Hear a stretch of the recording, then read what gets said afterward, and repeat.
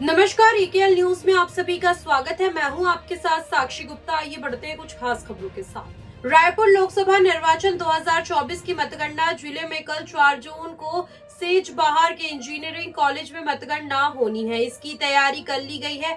इसका जायजा लेने जिला निर्वाचन अधिकारी डॉक्टर गौरव कुमार सिंह के साथ मतगणना ऑब्जर्वर रोहन चंद ठाकुर, दीप्तेंदु बेरा, भानु प्रताप यादव मतगणना स्थल पर पहुंचे। उन्होंने पोस्टल बैलेट तथा विभिन्न तलों में स्थित मतगणना केंद्र का निरीक्षण किया, साथ ही सुरक्षा सहित अन्य व्यवस्थाओं संबंधित आवश्यक दिशा निर्देश दिए।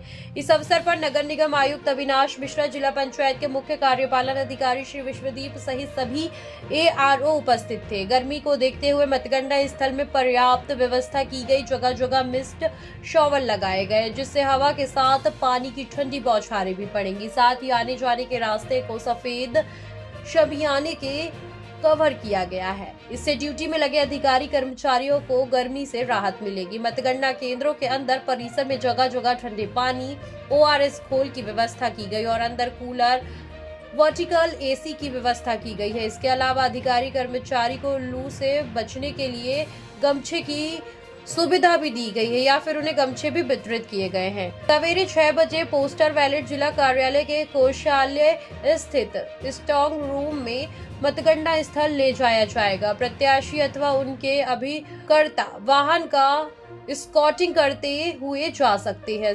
सवेरे 8 बजे से पोस्टल मतों की गणना शुरू होगी। अतएव 8 बजे के पहले तक प्राप्त डाक मतपत्र गणना में शामिल किए जाएंगे। 8:30 बजे से EVM मशीनों की गणना शुरू हो जाएगी। सेजबहार में 7 विधानसभा 47, धरसीवा 48, रायपुर ग्रामीण 49, रायपुर पश्चिम 50, रायपुर उत्तर 51, रायपुर दक्षिण 52, आरंग 53, अभनपुर की और पोस्टल बैलेट की मतगणना होगी। काउंटिंग हॉल 8 है और कुल टेबल 108 है, जिनमें प्रत्येक विधानसभा में 14 और पोस्टल बैलेट में 10 टेबल होंगे। 7 विधानसभा में कुल 133 राउंड होंगे।